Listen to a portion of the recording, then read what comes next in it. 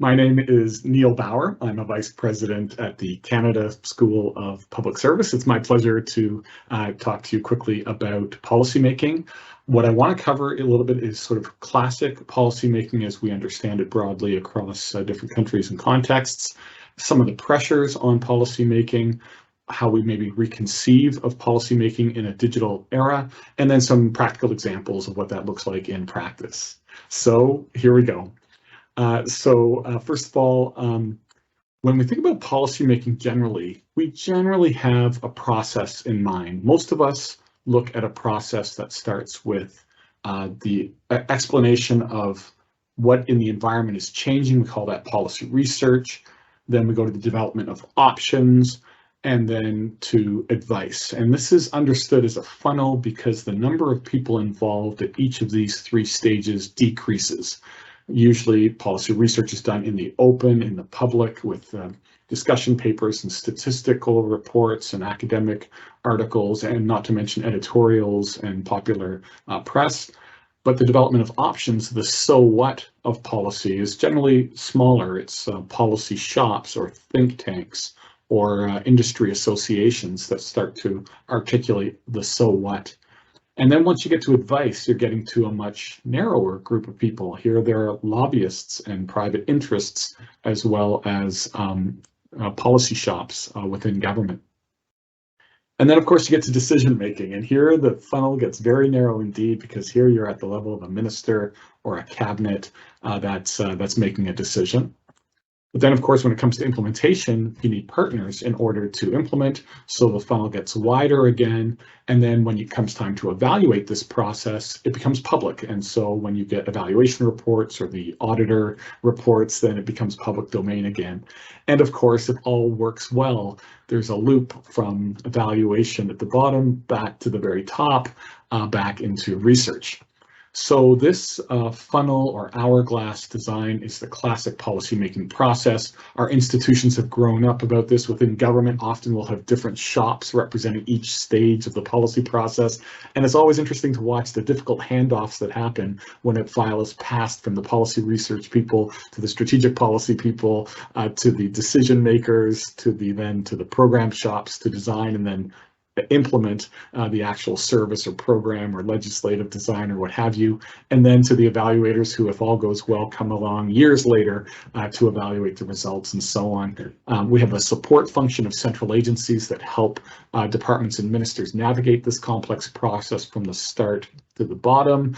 Things go wrong if people skip steps, if they just want something done but don't have the policy cover, or they just want a certain decision but aren't open to advice. And so this process is best done from top to bottom, and the challenge function is there to make sure that each step is completed in a good way before we go on to the next step. So that is the classic policymaking process in a Westminster parliamentary democracy, or any Western government for that matter. It has generally served us well. We've made great decisions using this process, but it is compartmentalized and it is slow.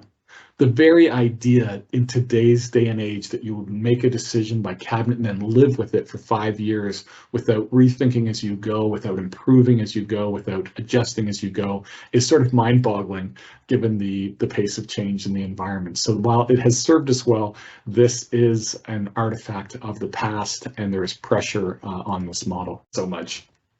We have technological changes like artificial intelligence and data analytics and virtual reality that are changing the environment. We have the 24-hour news cycle with social media on top of all of that, with memes and viral information, and the need to deal with false information as we go, and to do the detect and correct of all of that. We have our demographics that are changing in terms of the nature of work and the life paths that people take, and their career and their satisfaction that they get in the labor market and elsewhere. We have declining trust in institutions and political polarization happening at the same time, which are causing us to really rethink our approaches to government. And on top of all that, or maybe as a result of it, we have a social unrest and inequality. There seems to be pernicious and deep-rooted inequalities in terms of income and in terms of power that are coming to light and manifesting themselves in different ways. In fact, in Canada, we're coming to terms still with colonialization and the vestiges of that, not to mention racial injustice and gender injustices as well.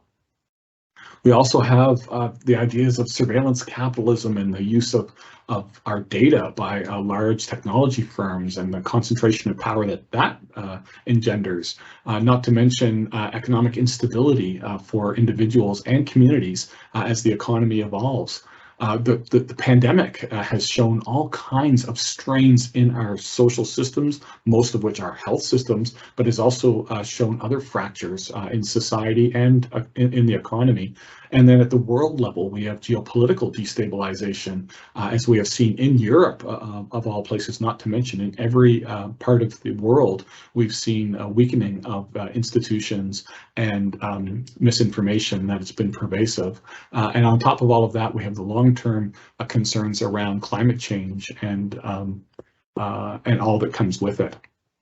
So the environment is changing profoundly, and the question that raises is what does that mean for policy? So what we have seen on the policy front is the emergence of new policy instruments. So we have seen the use of different approaches, whether it's behavioral insights or gamification, foresight, artificial intelligence, smart regulations. All of these approaches suggest that governments have been trying different approaches to deal with different policy challenges, which is excellent, but we are still at the point of experimenting with new approaches where actual fundamental changes are required. One guide for thinking about the evolving nature of policy making is our digital standards. So many countries have different versions of these, but basically digital is really a roadmap for leadership in the 21st century. So as we look forward to this changing environment, to our legacy systems, to the expectations of citizens that are rising for service delivery from governments and for the need for different solutions, we've coined the term digital to deal with this next phase of the management of government. So I actually don't like the word digital because it sounds too much like technology, that we're relying 100% on technology. I prefer the word modern. So we don't need to talk about digital government, we can talk about modern government. So what is modern government? Well, according to these standards, modern government means you design around people, around people's needs, that you build in accessibility from the start, that you iterate and are agile. So you avoid waterfall approaches to project and program management, and you look to be more agile, adjusting on the fly with data and information to make small but consistent improvements in service delivery. That's a lot different than the policymaking process we just saw, which was definitely waterfall. You go to cabinet, one and done for your policy authority, one and done for your program design, and then you wait until your evaluation 5 years later. Modern government also means collaborating, relying on data, empowering your teams, working in the open as much as possible, and some would say by default, designing ethically, using open standards and solutions that others can use and reuse to bring even more benefits to our citizens. So if we're informed by these digital standards or modern standards for how government should operate, that's a different conception of public policy and public policy making. And, there's a lot of resistance in government to rethinking how we do public policy. There's a lot of, inertia in the system. People can't always see the way through to it. But luckily, one of the silver linings of the COVID-19 pandemic was that it allowed us to really rethink government and at least to bring digital practices, that is to say, modern practices, to the fore. So it exposed the inanity of in-person, by paper, wet signature, some of these inefficient business practices, many of which were hidden from scrutiny because they were just so embedded in the day-to-day business processes. But certainly it was a wake-up call for a lot of leaders in the private sector and in the public sector.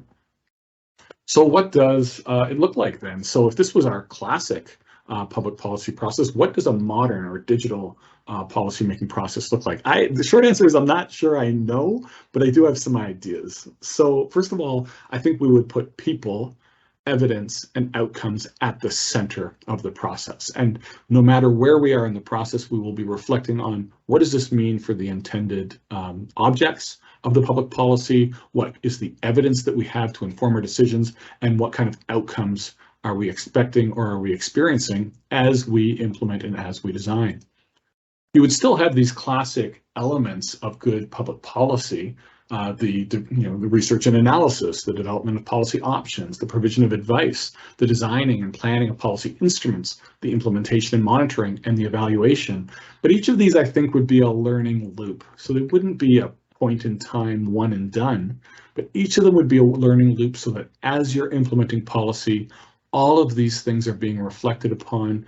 All of the teams that have expertise in these areas would be engaged and would be bringing their views to the fore. In fact, I think what you would see is that there's a great integration between them all, and that in fact we would be a virtuous cycle of learning that would be iterative, and this shows it as goggles. I mean, this is meant to be a cycle, kind of going clockwise from 6 o'clock around and around, but that all of these things would be done at all moments in time, keeping in mind the people, evidence, and outcomes in the middle.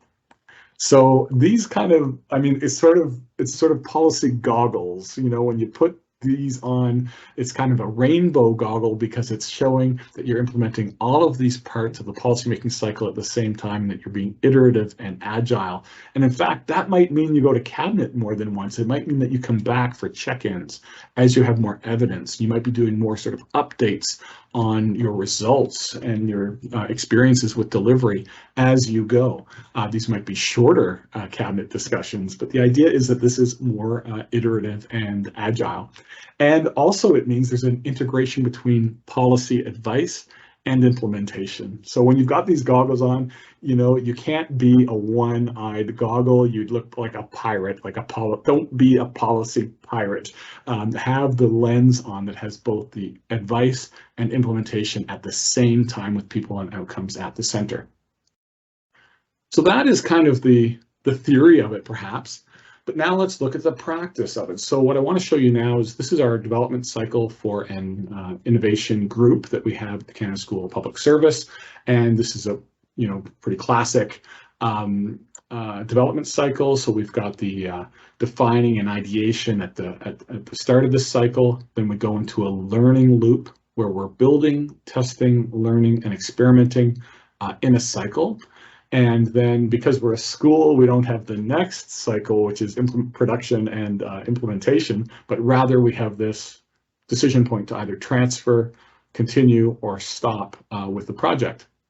And some of the projects that we have, just to illuminate this, we've got various data analytic and artificial intelligence projects that touch the areas of human resources classification, also regulatory consultations and natural language processing.